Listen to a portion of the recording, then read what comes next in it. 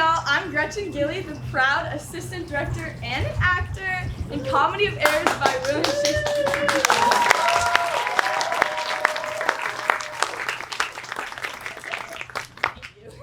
I'm so excited to present to you guys probably one of my favorite shows. Before we get started, I just wanted to let you guys know to silence your cell phones and please no Oh. Bonjour, je suis la Courtesan, and this is my very fine poster. Signed by the Comedy of Errors cast, made of pure gold, as pure as my ring. And we are going to start the action at, s'il vous plaît, at a fine price of 500 ducats. My name is on here. What is that word called? Pork? The pork. We shall start at what's a good number? The Americans use the dollars? Yeah. See. What 10? We shall start at a number of 10. $50. Anyone else? 50? 60? 60. 70. $200 about with his money. $80. 80? Attends-moi. Do we hear the 100? Oh, 110. 110. 120. 120. 120?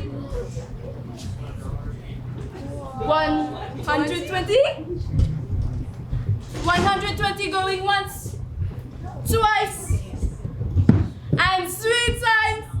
Sold. You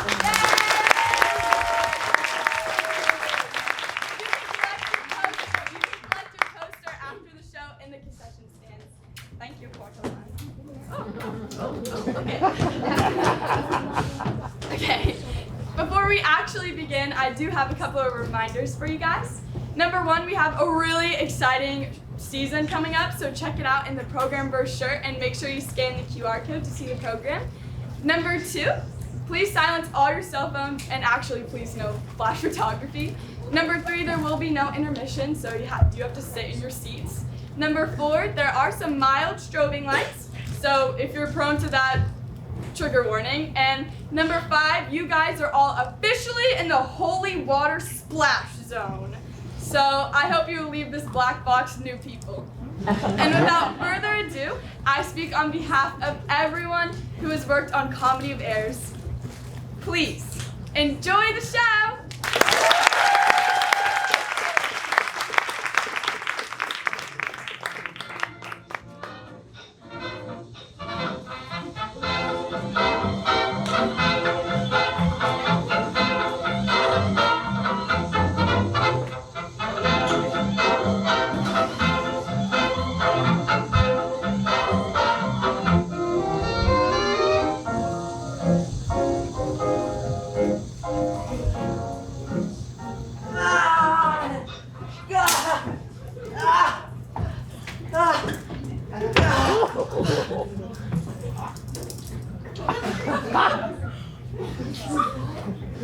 Proceed, Solinus, to procure my fall, and by the doom of death, end woes and all. Merchant of Syracuse, plead no more.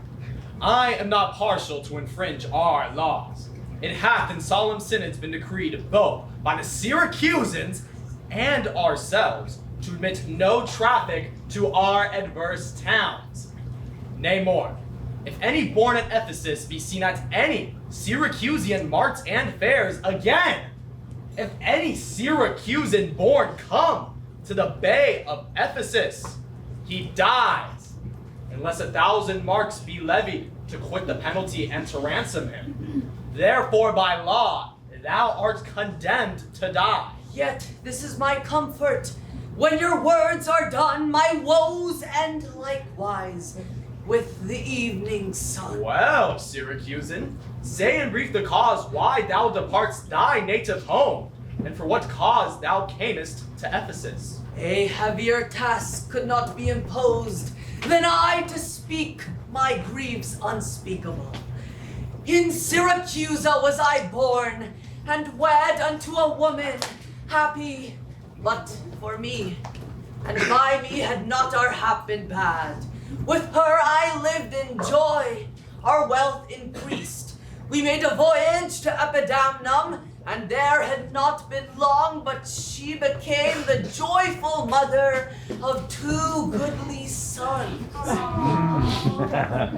And, which was strange, the one so like the other, as could not be distinguished but by names.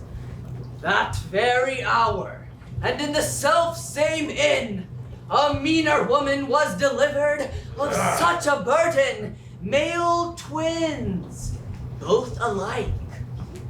Those, for their parents were exceeding poor, I bought.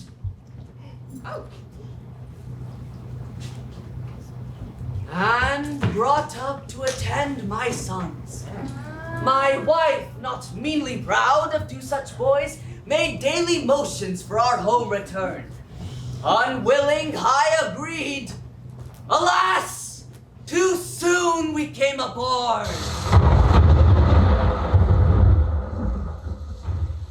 A league from Epidamnum had we sailed before the always wind-obeying deep gave any tragic instance of our harm.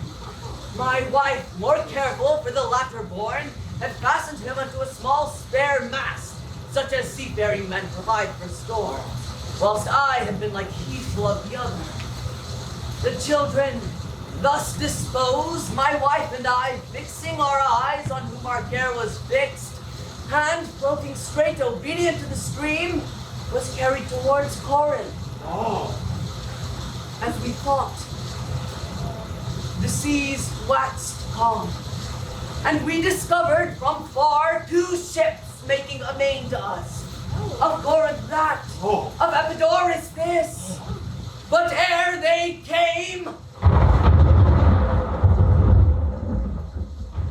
oh, let me say no more.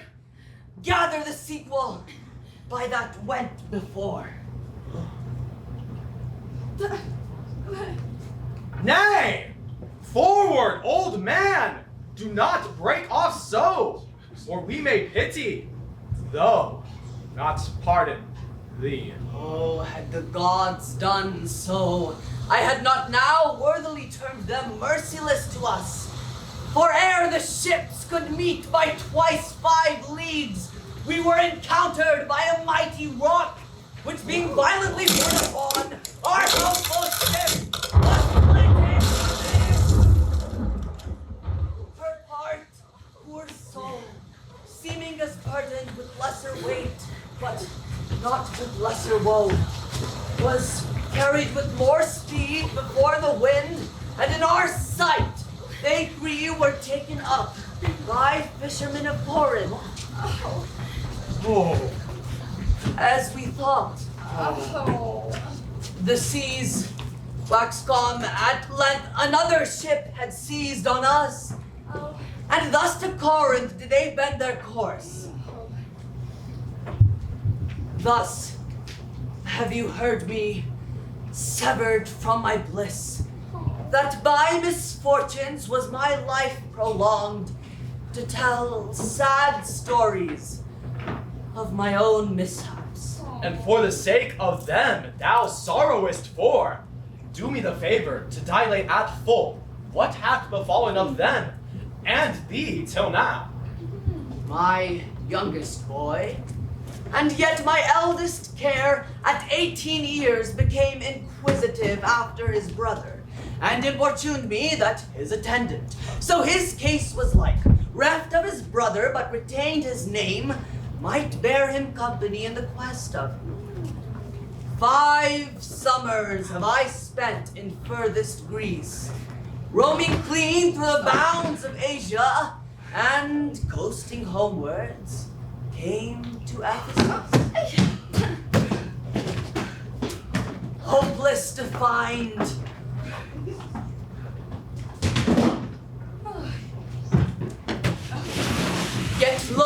to leave unsought, or any place that harbors men. But here must end the story of my life. And happy were I in my timely death, could all my travels warrant me they live. Oh, hapless Aegeon, whom the fates have marked to bear the extremity of dire mishap. Now, trust me, were it not against our laws, my soul would sue as advocate for thee. But past sentence may not be recalled. Yet I will favor in thee what I can. Try all the friends thou hast in Ephesus. Beg thou, or borrow to make up the sum, and live. If not, then thou art doomed to die. Jailer, take him to thy custody. I will, my lord. Hopeless and helpless doth Aegeon wend, but to procrastinate his lifeless end.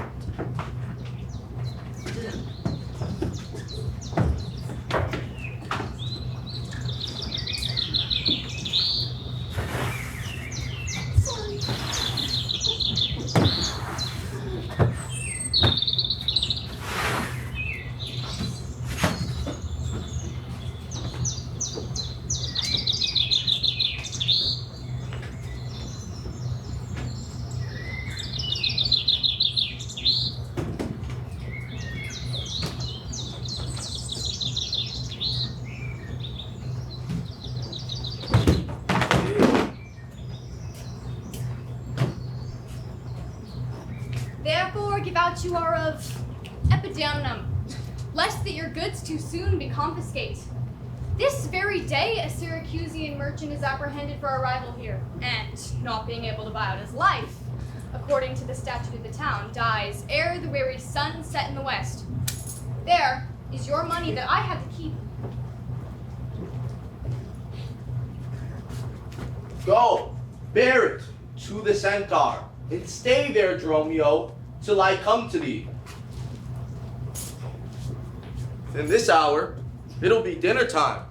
Till that, I'll go and view the manners of the town, and then go to mine inn and sleep, for long travel, I'm stiff and weary.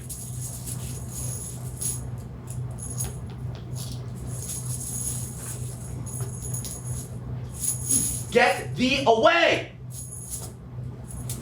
Many a man would take you at your word and go indeed, sir, having so good a mean.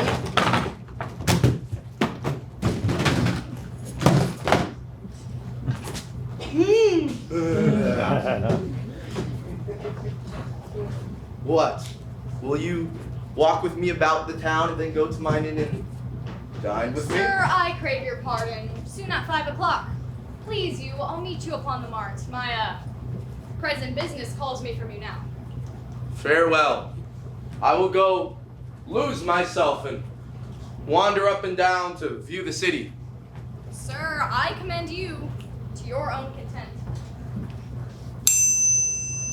She that commends me to mine own content commends me to the thing I cannot get. I to the world am like a drop of water that in the ocean seeks another drop. For I, in search of a mother and a brother, in quest of them, unhappy, lose myself.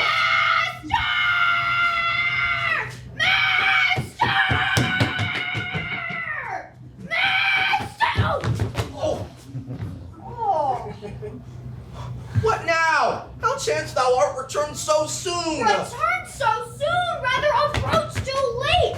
The capon burns, the pig falls upon the spit. The clock has struck 12 upon the bell. My mistress made it 1 upon my cheek. She is so hot because the meat is cold. The meat is cold because you come not home. Where is the gold that I gave you? 6 pence that I had a Wednesday last to pay the saddler for my mistress crupper. The saddler had it, sir. I kept it not. I am not in a sport of humor now. Tell me, and dally not, where is the money? I from my mistress come to you in post. If I return, I shall be post indeed, for she will score your faults gold upon my face. Oh! Come, Dromio, come. These jests are out of season. Where is the gold that I gave to thee? To me, sir, why you gave no gold to me? Oh, come on, Sir Knave. Have done your foolishness and tell me how thou hast disposed thy charge. My charge was but to fetch thee from the mart home to your house, the Phoenix, sir, to dinner. My mistress and her sister stays for you. In what safe place hast thou bestowed thy money? Where is the 1,000 marks thou hast of me? I have some marks of yours upon my pate, some of my mistress marks upon my shoulders, but not 1,000 marks between you both. Thy mistress marks? What mistress slave hast thou? Your worship's wife, my mistress at the Phoenix. What? Thou flout me thus upon my face, being forbid. There, take you that, Sir Knave. What mean you, sir? For God's sakes, hold your hands. Nay, and you will not, sir. I'll take my heels.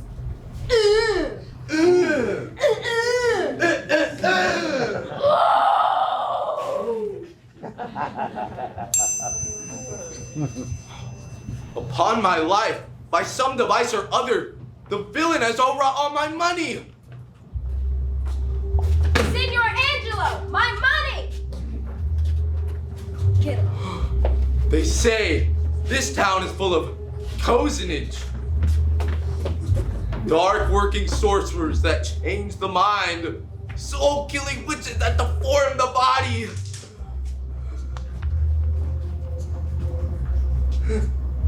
Many such like liberties of sin.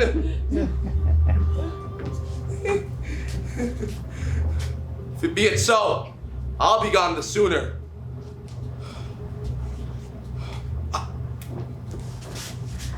I'll go to the centaur to seek this slave. I greatly fear my money is not safe.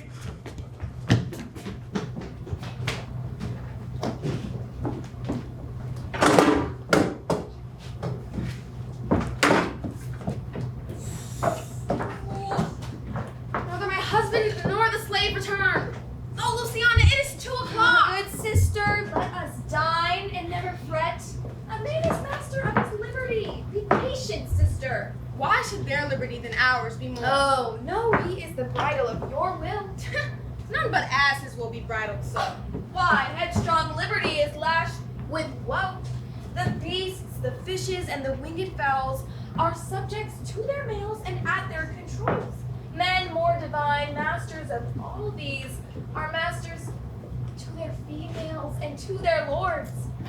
Then let your will attend upon their accords. This servitude makes to keep you unwed. Not this, but troubles of the marriage bed. But were you wedded, you would bear some sweat. Ere I learn love, I'll practice to obey. How, if your husband starts some other way? Till he come home again, I would forbear. So thou, that hast no husband to grieve thee, with urging helpless patience wouldst relieve me. But if thou live to see like right bereft, this full-beg patience in thee will be left. Well, I will marry one day, but to try. Oh, here comes your man, now is your husband nigh. Say, is your tardy master now at hand? Nay, he is at 2 hands with me, and that my 2 ears can witness. But say, I prithee, is he coming home? It seems he hath great care to please his wife. Why, sure, mistress, my master is stark mad. When I desired him to come home to dinner, he asked me for 1,000 marks in gold. 'Tis dinner time, quoth I. My gold, quoth he. The pig doth burn, quoth I. My gold, quoth he. Will you come home, quoth I. My gold, quoth he. Where is the 1,000 marks I gave thee, villain? The meat, quoth I, is burned. My gold, quoth he. I know, quoth he. No house, no wife, no mistress. Go back again, thou slave, and fetch him home. Go back again and be no beaten home? For God's sake, send some other messenger. Now slave and fetch thy master home immediately. And he will bless that cross with other beating. Between you I shall have a holy head. Hence! Prating peasant, go fetch thy master home. Am I so round with you as you with me, that like a football you do spurn me thus? You spurn me hence, and he will spurn me hither. If I last in this service, you must case me in leather. Oh, Why, how impatience lowereth in your face. His company must do his minions grace, whilst I at home starve for a merry look. hath the alluring beauty from my poor cheek took? Then he hath wasted it. Are my discourses dull? They're in my wit? Self-harming jealousy, God, beat it hence. Unfeeling fools can with such wrong dispense. Since that my beauty cannot please his eye, I'll weep what's left away, and weeping die! How many gone fools serve mad jealousy?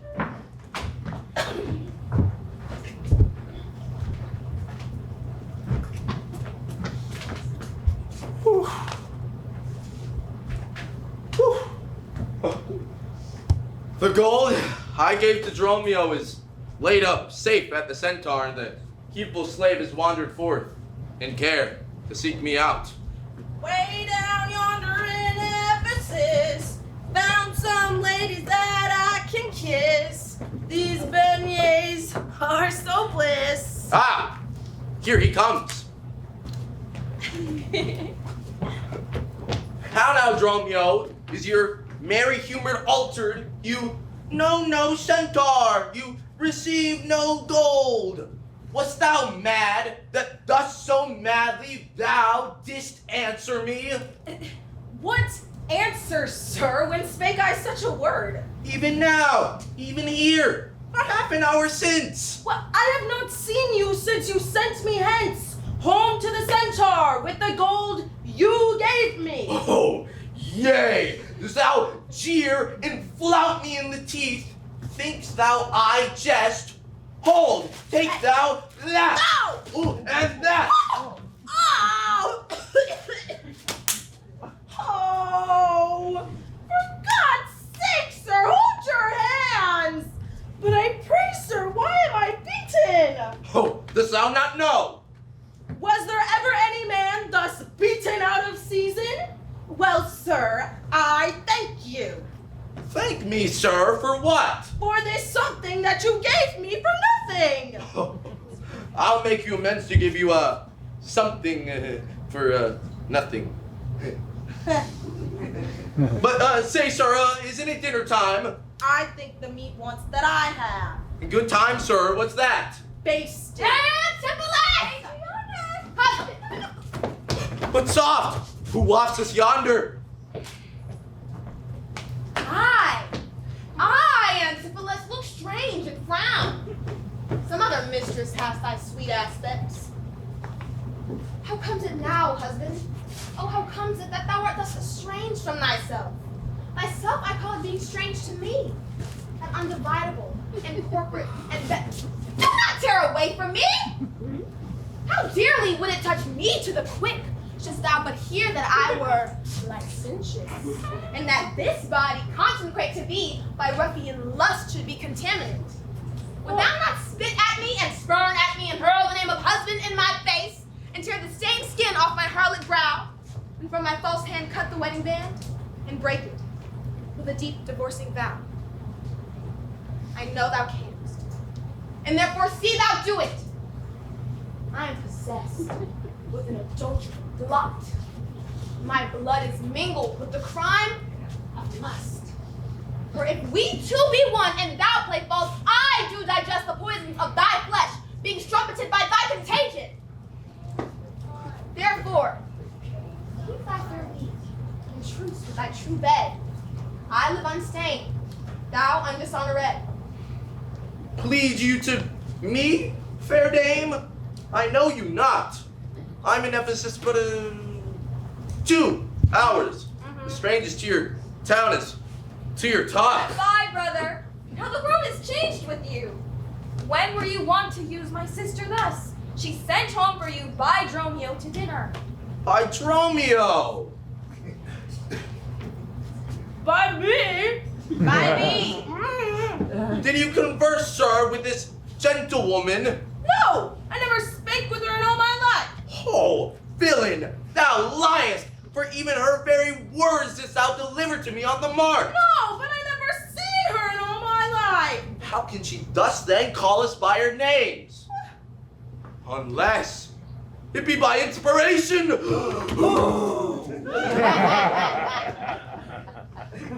How ill!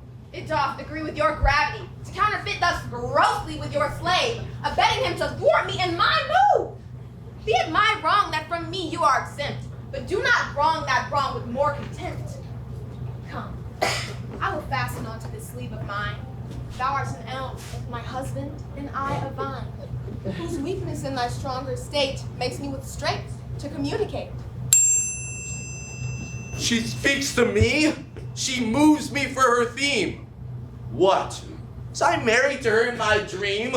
Or sleep I now and think I hear all this? What errors drives her eyes and ears amiss? Until I know this sure uncertainty, I'll entertain the offered fallacy. Dromio, who bid the servants bread for dinner? Oh, for my beads, I cross me for a sinner. Oh, spite of spites, we talk of goblins, owls, and sprites. If we obey, this will ensue, though sucker breath and pinches black and blue. Why prayest thou to thyself and answerest not? Dromio, thou drone, thou snail, thou slug, thou So, master, I am transformed, am I not? I think thou art in mind, and so am I. Oh, nay, both in mind and in my shape. Thou hast thine own form. No, I am an ape. Come, sir, to dinner. Dromio, keep the gate. Husband, I'll dine above with you today. Sirrah, if anyone asks for your master, say he dines forth, and let no creature enter. Come, sister. Dromio, play the porter well. Am I in earth, in heaven, or in hell?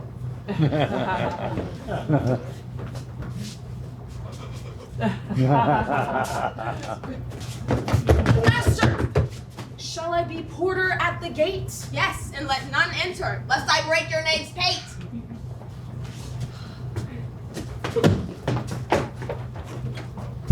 Oh.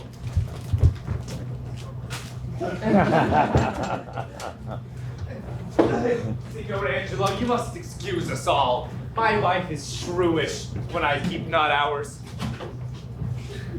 But here's a villain that would face me down. He met me on the mart, and that I beat him and charged him with 1,000 marks in gold, and that I did deny my wife and my house. How drunkard thou wouldst thou mean by this? Say what you will, sir, but I know what I know, that you beat me at the mart. I have your hands to show. I think thou art an ass. Marry so it doth appear, by the wrongs I suffer and the blows I bear.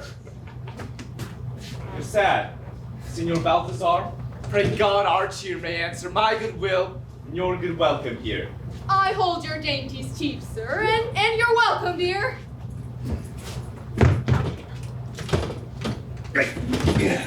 Soft! My door's locked! Go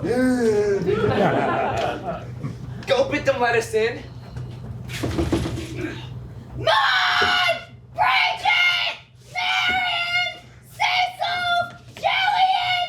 Jean! Maud! Maltars! Hayfon! Coxcomb! Idiot! Hatch! Get thee from the door, or sit down at the hatch! Dost thou conjure for wenches that thou callst for such store when one is one too many? Get thee from the door! Who talks within there? Oh, open the door! Right, I'll tell you when you tell me wherefore. Wherefore? For my dinner. I have not dined today. Nor today here you must not. Come again when you may. What art thou that keepest me out from the house I own? The porter for today, sir, and my name is Dromio.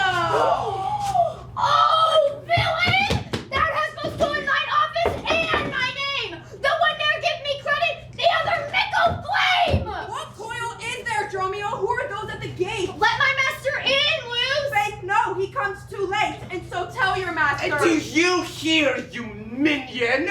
Now, baggage, let me in. Can I ask for whose sake? Master, knock the door hard. Let him knock till it aches. You'll cry for this, minion, if I beat the door down. Who needs all that in a pair of stockings to sit down? Who is that at the door that keeps all this noise? By my troth, your town is troubled with unruly boys. Oh! Are you there, wife? You might have come before. Your wife? Sir Knave, go get you from the door. Here is neither cheer, sir, nor welcome. We would fain have either. You debated which was the best. We shall part with neither. There's something in the wind that we cannot get in. You would say so, master, if your garments were thin. So fetch me something. I'll break open the gates. Break any breaking here and I'll break your knave's pate. A man may break a word with you, sir, and words are but wind. I and break it in your face, so break it not behind.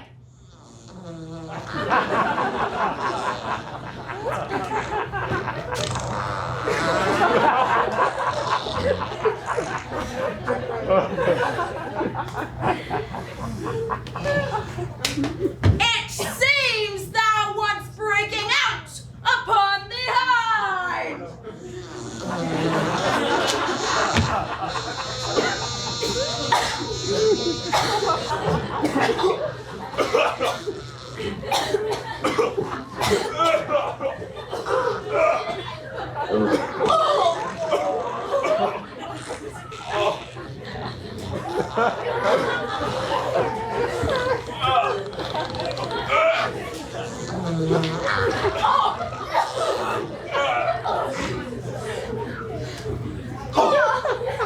Oh, here's too much out upon thee. I pray thee let me in. When fowls have no feathers and fish have no fins. Break open the gate.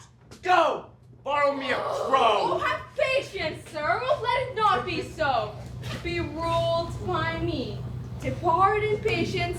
Let us to the tiger, all to dinner. And when evening comes yourself alone to know the reason of the strange restraint. If by strong hands you offer to break in now in the stirring passage of the day, a vulgar common will be made of it.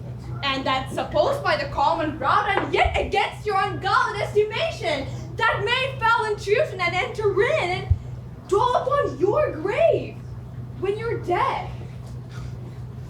For slander lives upon secession, forever housing where it gets possession. You have prevailed. I will depart in quiet, and in despite of mirth mean to be merry.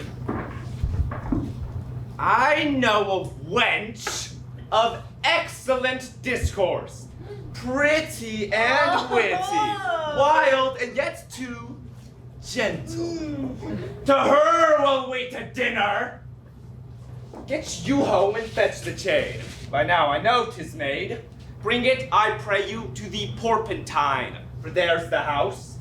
That chain will I bestow, be it for nothing but to spite my wife upon my hostess there. Good sir, make haste. If my own doors refuse to entertain me, I'll knock elsewhere to see if they'll disdain me. I'll meet you at that place some hour hence. Do so. This jest shall cost me some expense.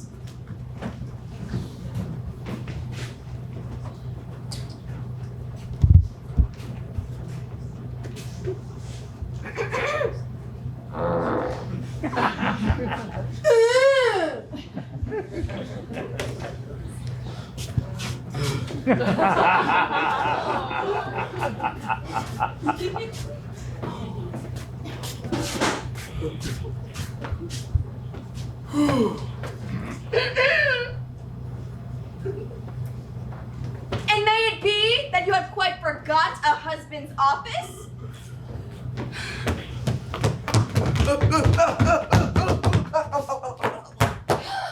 Shall Antipholus, even in the spring of love, thy love springs rot? Shall love in my sister for her wealth, then for her wealth's sake, use her with more kindness. Or if you like elsewhere, do it by stealth. Muffle your false love with some show of blindness. Let not my sister read it in your eye. Then, gentle brother, get you in again. Comfort my sister, cheer her, call her wife. 'Tis holy sport to be a little vain when the sweet breath of flattery conquers strife. Oh, are you a god? Would you create me new? Transform me then, and to your power I'll yield. But if that I am I, then well I know your weeping sister is no wife of mine, nor to her bed no homage do I owe. Far more to you do I decline. Oh, train me not, sweet mermaid, with thy note, to drown me in thy sister's flood of tears. Sing for thyself, sweet siren, and I will go. Oh, what? Are you mad that you do reason so? Not mad, but mated. How? I do not know. It is a fault that springeth from your eye. For gazing on your beams, fair sun, being by. Gaze where you should. That will clear your sight. Oh, as good to wink, sweet love, as look on night. Why call you me, love? Call my sister so. Thy sister's sister? That's my sister. No, it is thyself, mine own self's better part, mine eye's clear eye, my dear heart's dearer heart, my food, my fortune, and my sweet hope's aim, my soul earth's heaven, and my heaven's flame. All this my sister is or should be. Call thyself sister sweet, for I am thee. Thee will I love, in thee lead my life. Thou hast no husband yet, for I no wife. Give me thy hand. Ow! Stop, sir! Hold you still. I'll fetch my sister to get her goodwill.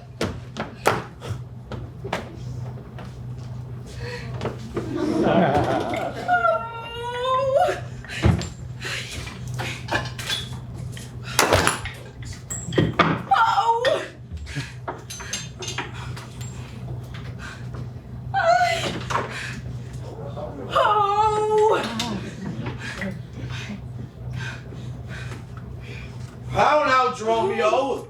Where climbst thou so fast? Oh, am I Dromio? Do you know me?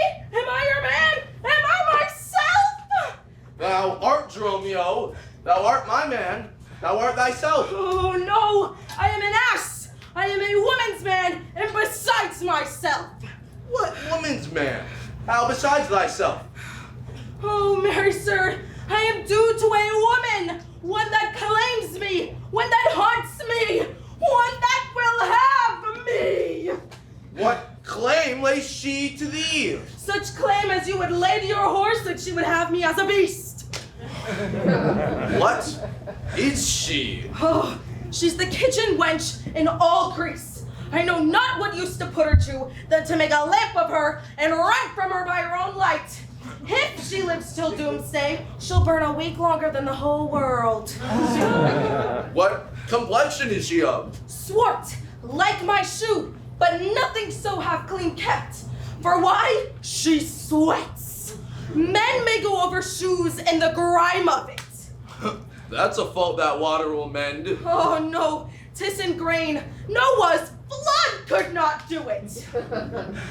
Then she bears some breath. No longer from head to toe than from hip to hip. She is spherical. Like a globe. I could find out countries in her. In what part of her body stands Ireland? Mary, in her buttocks. I found it by the bogs. Where England? I looked for the chalky cliffs, but I could find no whiteness in them. But I guess it stood in the salt room that ran between France and it. Where? Spain. Faith, I saw it not, but I felt it. Hot in her breath. Where? America. the Indies. Oh, all upon her nose, all o'er embellished with rubies and carbuncles and sapphires, declining the rich aspect of the hot breath of Spain, who sent whole armados of carracks to be ballasted at her nose. Where? Belgium, the Netherlands. Oh, sir, I did not look so low! Ah, to conclude, this drudge or diviner laid claim to me, called me Dromio, told me what privy marks I had about me, such as the mark on my shoulder, the mole on my neck, the great wart on my left arm. That I amazed, I ran from her as a witch. Go, hide me presently. I will not stay in this town tonight. Go to the mart. I'll stay here. Oh. Return to me. Oh no. Everyone knows us, and we know none. 'Tis high time, I think, to trudge, pack, and be gone. As from a bear, a man would run for life. Dromio, walking! Oh, from that I run, that would be my wife! Oh. There's none but witches do inhabit here, and therefore 'tis high time that I were hence. She that doth call me husband, even my soul doth for a wife abhor. But her fair sister, possessed with such a gentle, sovereign grace, of such enchanting presence and discourse, hath almost made me traitor to myself. But lest myself be guilty to self-wrong, I'll stop mine ears against the mermaid's song. Master Antipholus!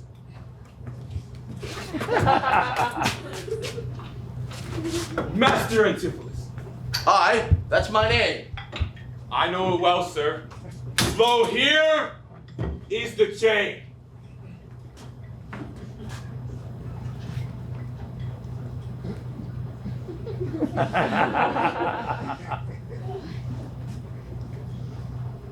What is your will that I shall do with this?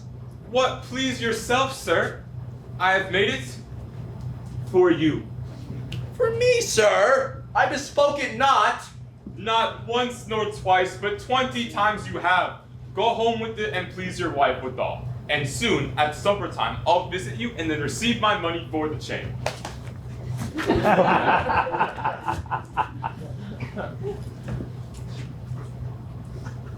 What I should think of this, I know not. I'll to the mart, for Dromio stay. If any ship put out, then straight away! You know since Pentecost that the sum is due. Therefore make present satisfaction, or I'll attach you by this officer. Even just the sum that I do owe to you is growing to me by Antipholus. Please if you walk with me down to his house, and I will discharge my bond, and thank you too. That labor may you save. See where he comes. Will I go to the goldsmith's house? Go thou and buy a rope's end. That will I bestow upon my wife and her confederates for locking me out of my doors by day.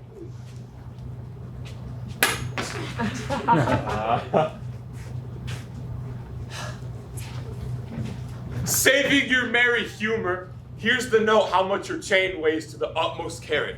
The fineness of gold and chargeable fashion, which doth amount to 3 odd ducats more than I stand indebted to this good lady.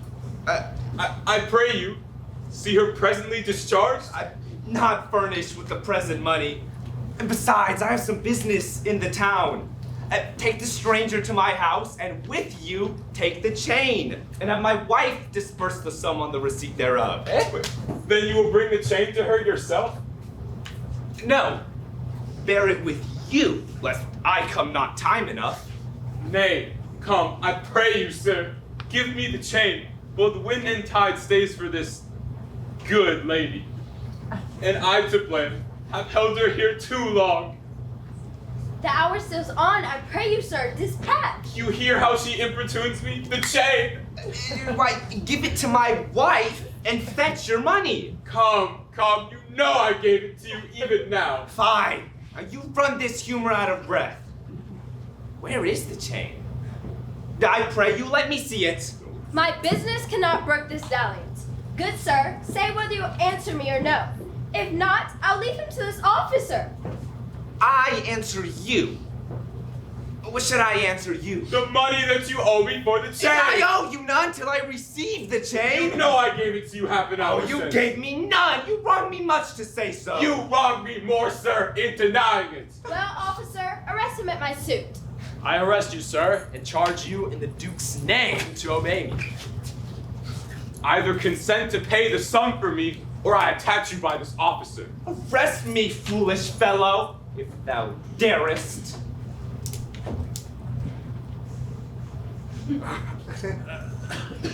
Here is thy fee. Arrest him, officer. Yeah.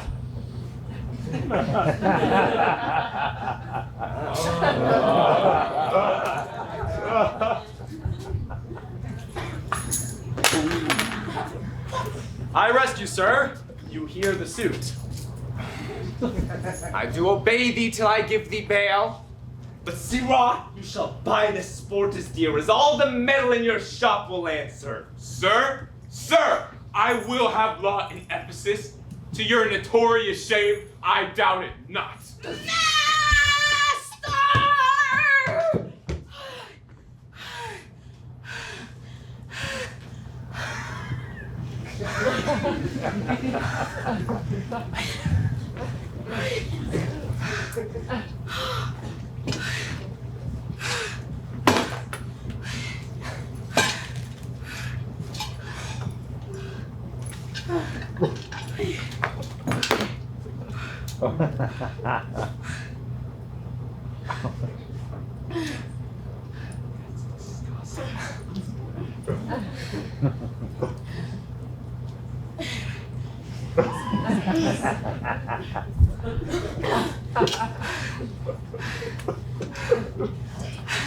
The ship expedition puts forth tonight, but stays only till their owner master comes aboard. The ship is in her trim, but stays not at all till their owner master and yourself. What ship of Epidamnum stays for me? The ship you sent me to hire waftage. I sent thee for a rope, and told thee to what purpose and what end. Oh, you sent me to the bay, sir, for a ship. To Adriana, villain, hide thee straight. Give her this key, and tell her, in the desk that's covered o'er with a Turkish tapestry, there lies a purse of ducats. Let her send it. Tell her I am arrested on the street, and that shall bail me. Hide thee, slave! Be gone! Oh my...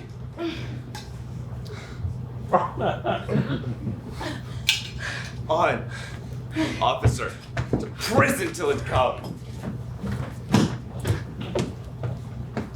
No!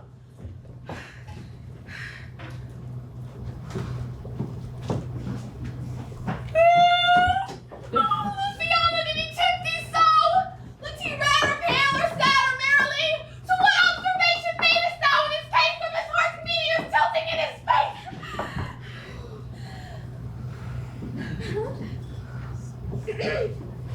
First, he said you had no right in him.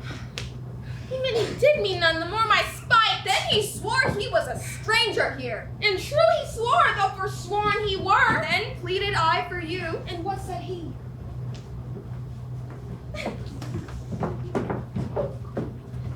That love I begged for him. Of you. He begged of me. To what persuasion did he tempt thy love? With words that in an honest suit might move. first he did praise my beauty, then my speech.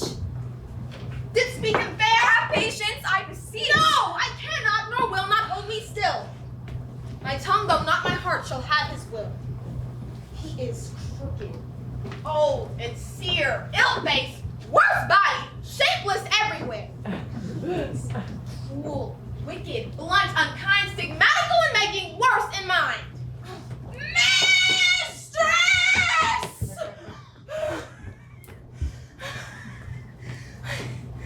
Here!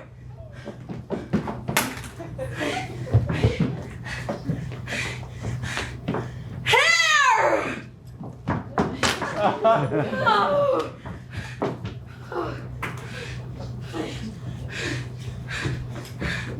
Here! Oh.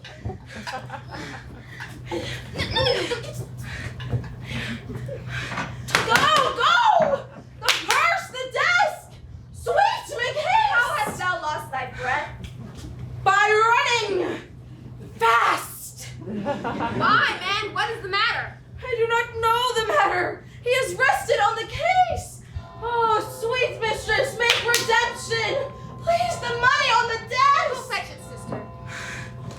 This I wonder at, that he, unknown to me, should be in debt.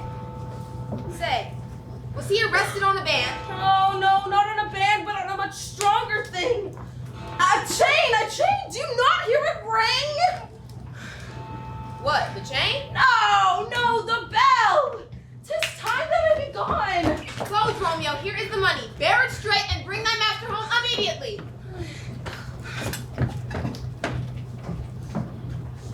No, sir, I know thee not.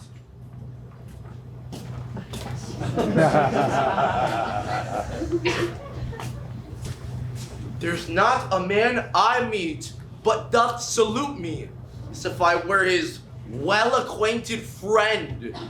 Even now, a tailor called me into his shop and showed me silks he had bought of me, and therewithal took measure of my body. Master! There is the money you sent me for.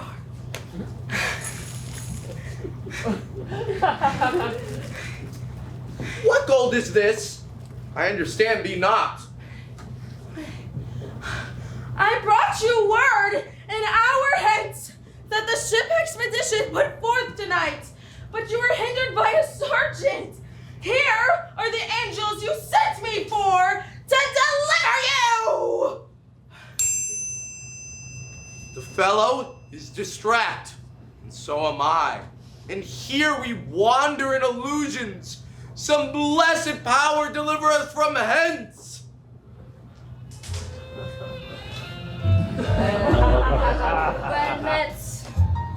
Well met, Master Antipholus.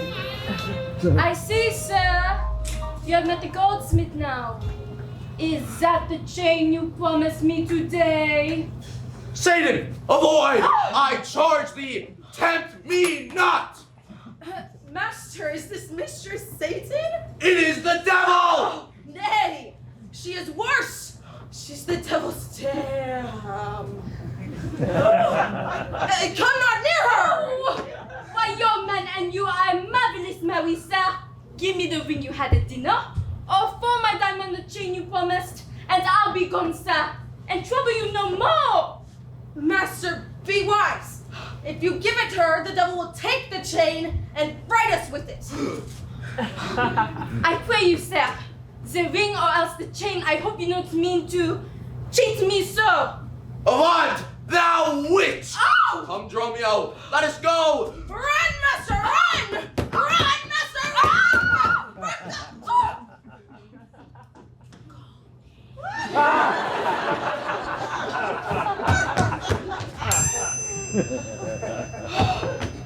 Now out of doubt, Antipholus is mad. Yet he will never so demean himself. The ring he had to mine with 40 ducats, and for the same, the chain he promised. Both one and another he denies me now. My way is to hie home to his house and tell his wife, being lunatic, he came to my house and took papers my ring away. For this I fit to choose for 40 ducats. It's too much to lose. Fear me not, man. I will not break away. Eh? Well, here comes my man. I think he brings the money. How now, sir? Have you that I sent you for? Oh, here's that, sir. I warrant you will pay them all. Where's the money? Why, sir, I gave the money for the rope. 500 ducats, villain, for a rope? Oh. And to what end did I bid thee hide thee home? To a, rope's end, sir, and to that end am I returned.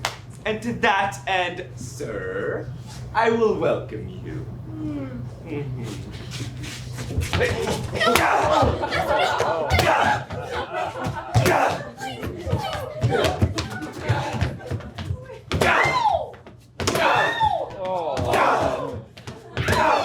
Good sir.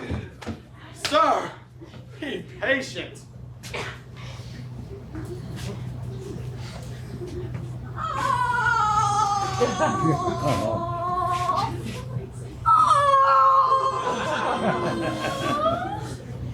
Nay, 'tis for me to be impatient. I am in adversity. Good. Now hold thy tongue. Nay, rather persuade him to hold his hand. Oh, thou coarse and senseless villain! I would I were senseless, sir, that I might not feel your blows. Come, go along. My wife is coming yonder.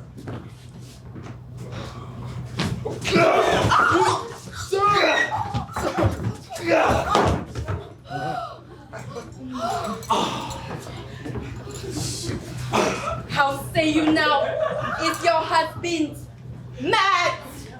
His incivility confirms no less. Good Dr. Pin, you are a conjurer.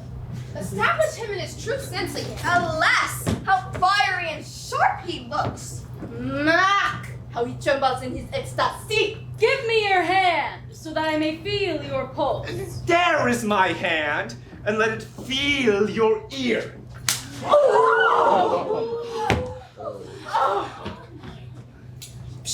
I charge thee, Satan, housed within this man, to yield possession to my holy prayer. Holy prayers. And to thy state of darkness hie thee straight.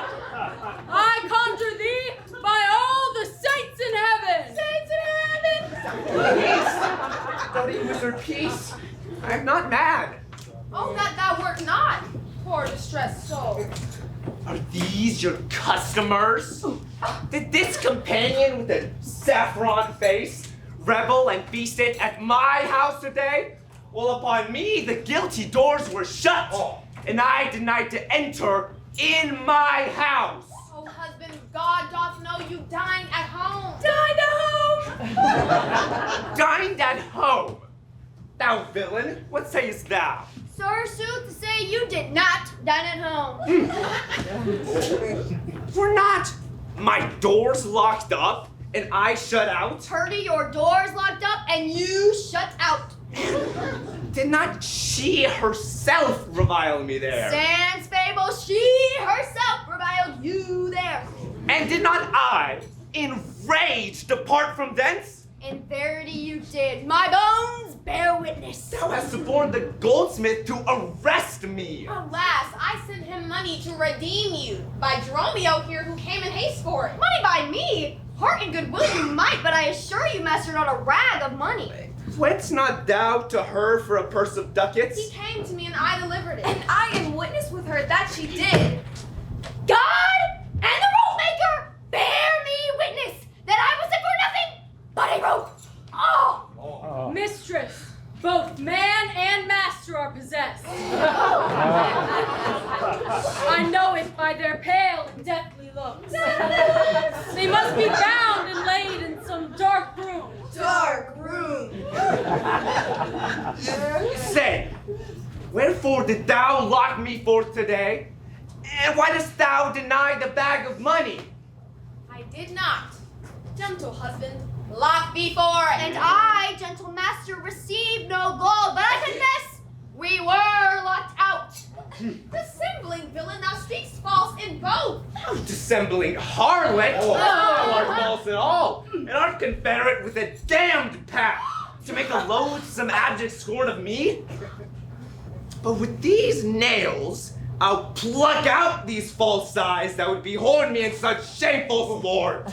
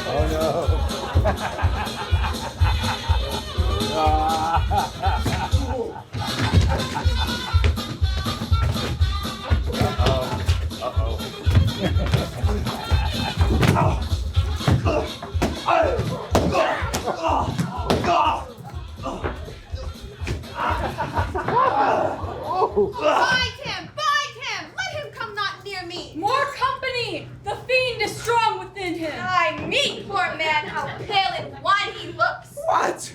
Will you murder me? Thou jailer thou, I am thy prisoner. Thou allow them to make a rescue? Bear me forthwith unto his creditor, and seeing how the dead grows, I will pay for it. Good master doctor, see them safe conveyed home to my house. Most unhappy day. Oh, most unhappy strumpets! Say now, what is the sum he owes? 200 ducats. Say, how grows it do? Due for a chain your husband had of it. Did bespeak a chain of me, but had it not.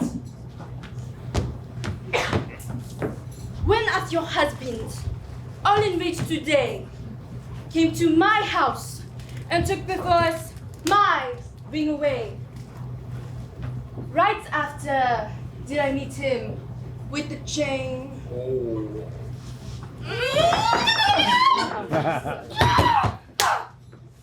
It may be so, but I never did see it. Come, jailer, bring me to where the goldsmith is. I long to know the truth hereof at large.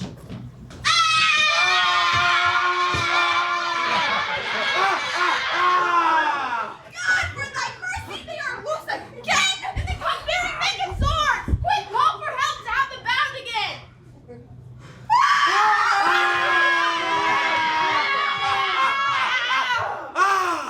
I see these witches are afraid of swords!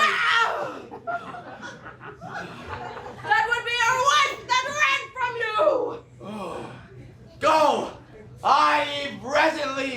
I will not stay tonight for all the town! If any ship put out, let us go! Where's the money?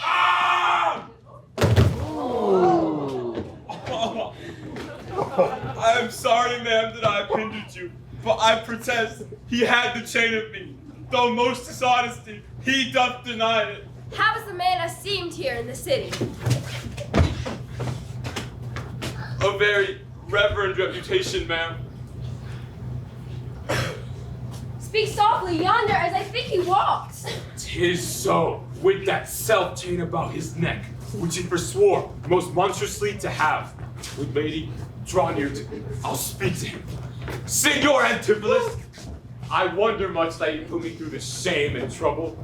You have done wrong to this, my honest friend, who, but for staying on our controversy, had hoisted sail and put to sea today. This chain you had of me, can you deny it? I think I did, sir. I never did deny it. Yes, that you did, sir, and forswore it too. Who heard me to deny it or forswear it? These ears of mine, thou knowst, did hear thee. Thou art a villain to impeach me thus. I'll prove mine honor and mine honesty against thee presently, if thou darest stand. Yeah!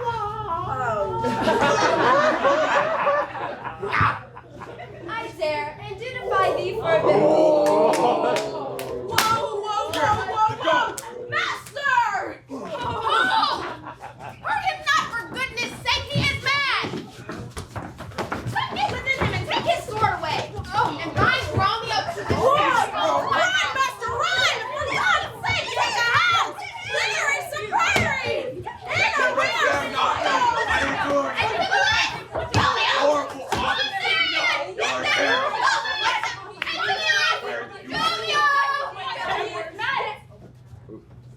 Be quiet, people!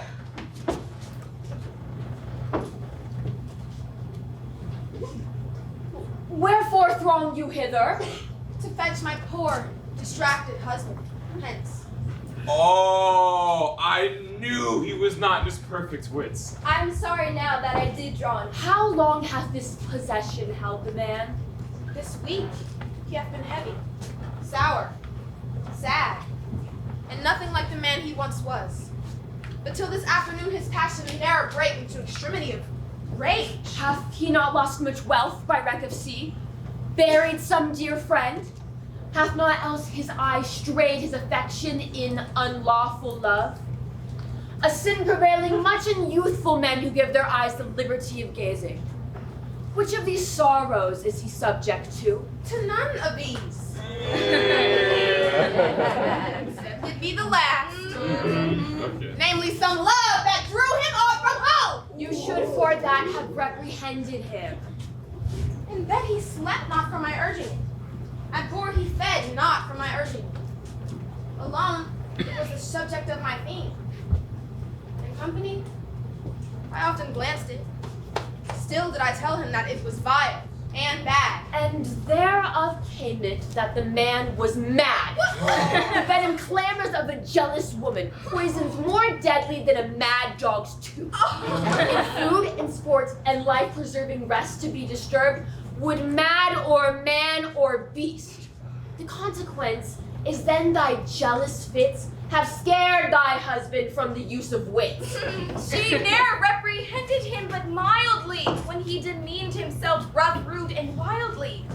Why bear you these rebukes and answerest not? She did betray me to my own reproof.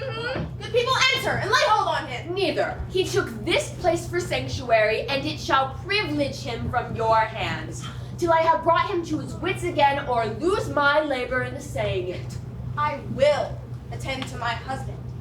Died in his sickness, be his nurse, for it is my office. Be patient, for I will not let him stir till I have used the approved means I have, with wholesome syrups, drugs, and holy prayers, to make of him a formal man again.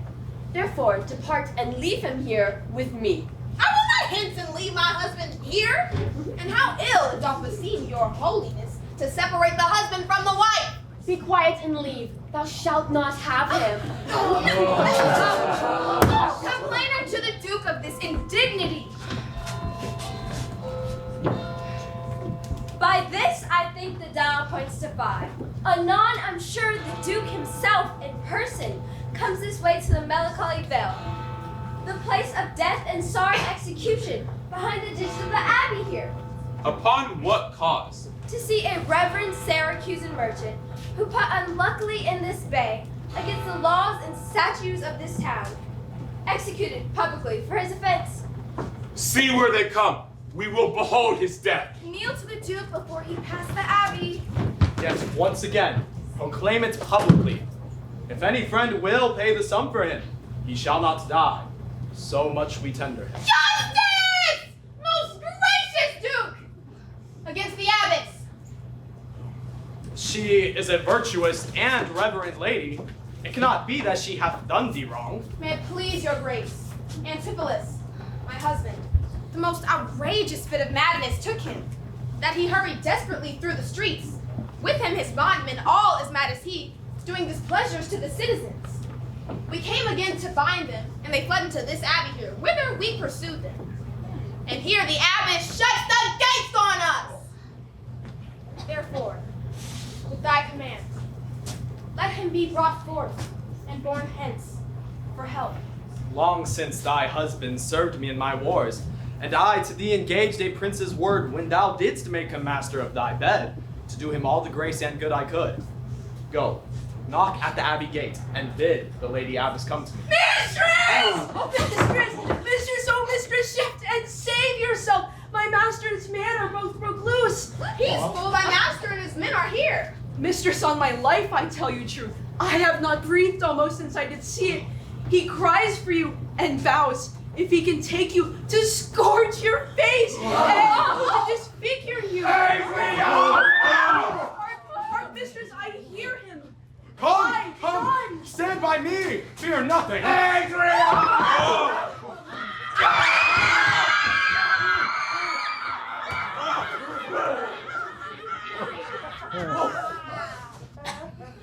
me!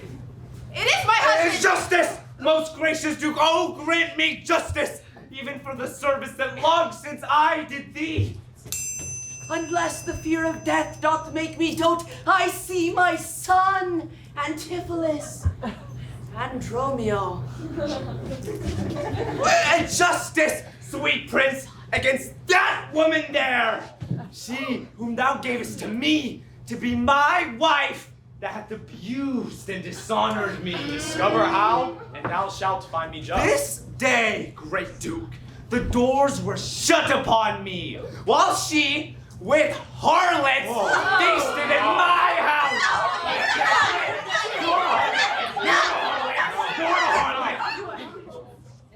A grievous fault. Say, woman, didst thou so? No, my good lord! He, myself, and my sister today did dine together. So before my soul, as this is false, he burdens me with all. She dare reprehended him. May I sleep on day, nor sleep on night. But she tells your highness honest truth. They are both forsworn. And this madman justly chargeth them. My liege, this woman locked me out this day from dinner. That goldsmith there, were he not packed with her, could witness it. For he was with me then, who parted with me to go fetch a chain, promising to bring it to the Porpentine, where Balthazar and I did dine together. Our dinner done, and he not coming hither, I went to seek him. In the streets I met him, and in his company, that good lady. There did this perjured goldsmith swear me down that I this day of him received the chain, for God he knows I saw not, for the which he did arrest me with an officer. I did obey, and sent my peasant home for certain ducats. He with none returned. Then, fairly, I bespoke the officer to go in person with me to my house. By the way, we met my wife, her sister, and a rabble more of vile confederates.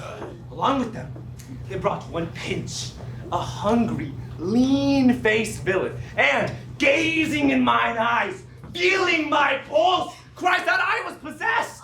Then, all at once, they fell upon me, found me, for me then, and in a dark and dankish vaulted home, there left me and my man, bound together, until, gnawing with my teeth, my bonds in sunder, I gained my freedom.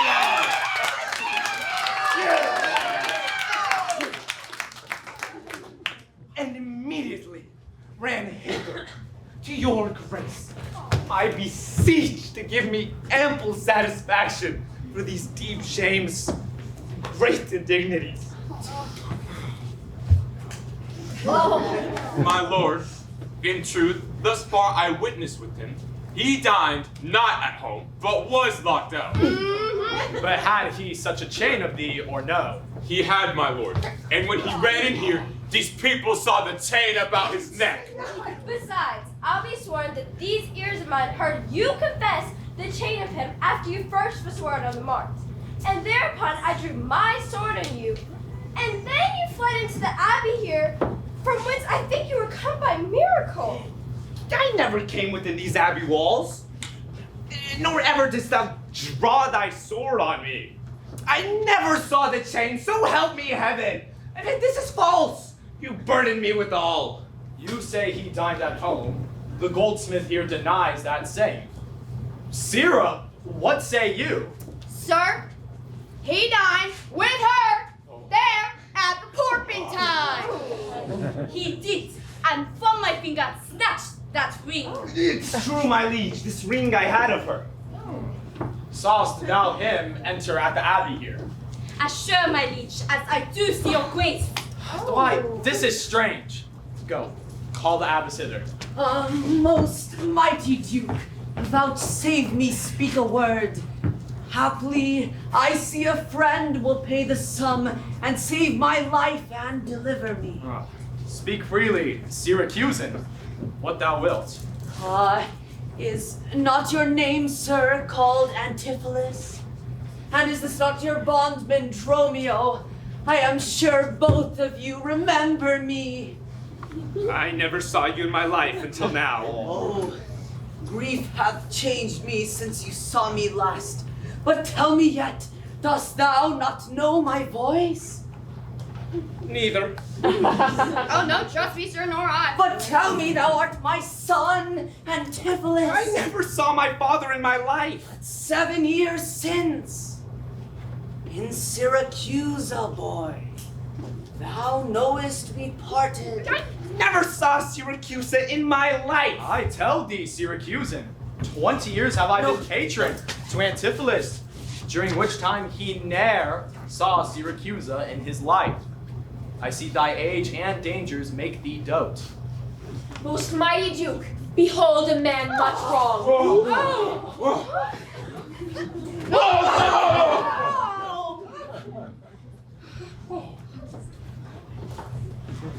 I see 2 husbands, or mine eyes deceive me? Which is the natural man, and which is the spirit?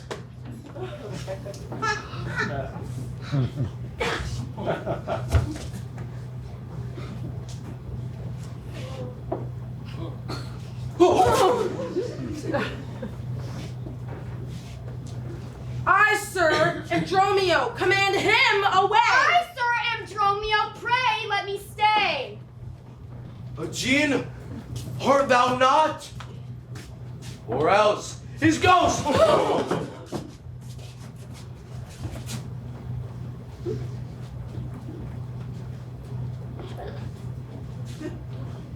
My old master!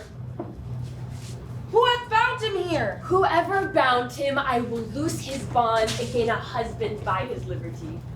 Speak, old Aegeon, if thou beest the same man that hadst a wife, once called Amelia, that bore thee at a burden 2 fair sons. Oh, if thou beest the same Aegeon, speak, and speak unto the same Amelia. If I dream not, thou art Amelia.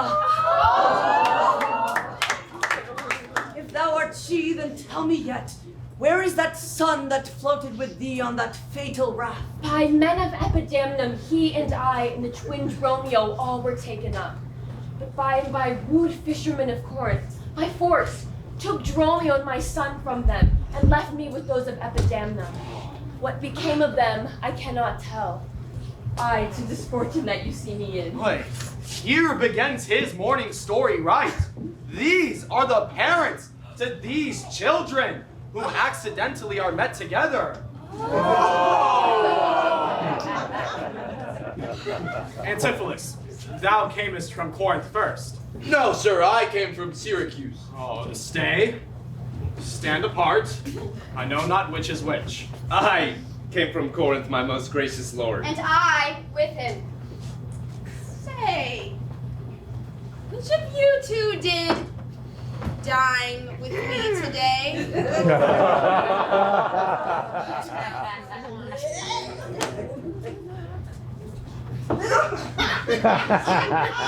Hey! I, gentle mistress.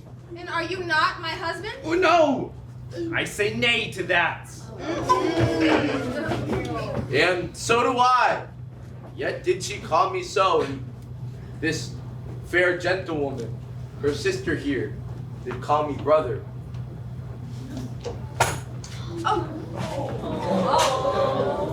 What I said to you before, I hope I shall have leisure to make good, if this be not a dream I see and hear.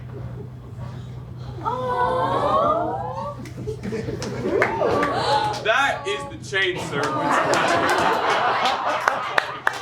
I think it be, sir. I deny it not.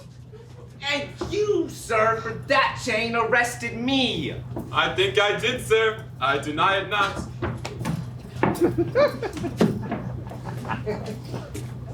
And I sent Dromio money to redeem you, but I think he brought it not. None by me. This purse of ducats, this thou delivered to me. And Dromio, my man, did give it to me on the mart. Oh. I see we did meet each other's man. And I was ta'en for him, and he for me. And thereupon these errors are arose. These ducats pawn I for my father here. It shall not need. Thy father hath his life. Sir, I must have my ring from you. There, take it. And much thanks for my good cheer.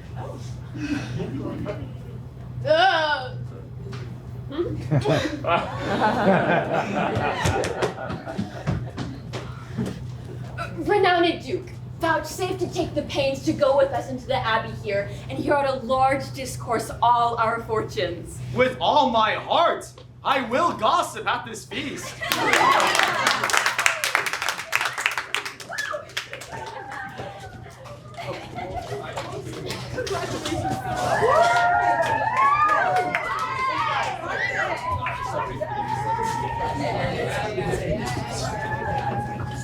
Master, shall I get your stuff from the shipboard? Dromio, what stuff of mine hast thou embarked? He speaks to me. Dromio, I am your master. Huh, look to that anon. Embrace thy brother. Rejoice with him.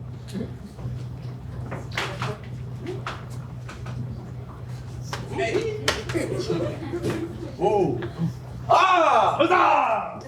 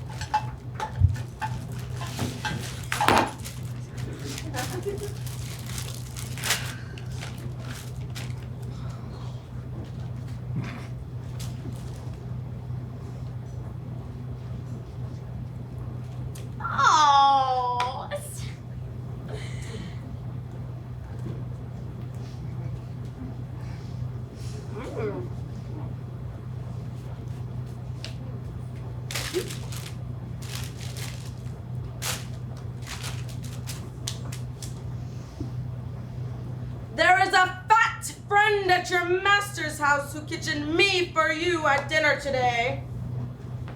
She may now be my sister and not my wife. Methinks you are my glass and not my brother. I see by you that I am a sweet-faced youth. Stop it. Shall you go see their gossiping? You are my elder. That's a question. How shall we try it? We'll draw cuts for the senior. No! Lead thou then first. Nay, then thus. We came into this world like brother and brother, and now let us go hand in hand, not one before another.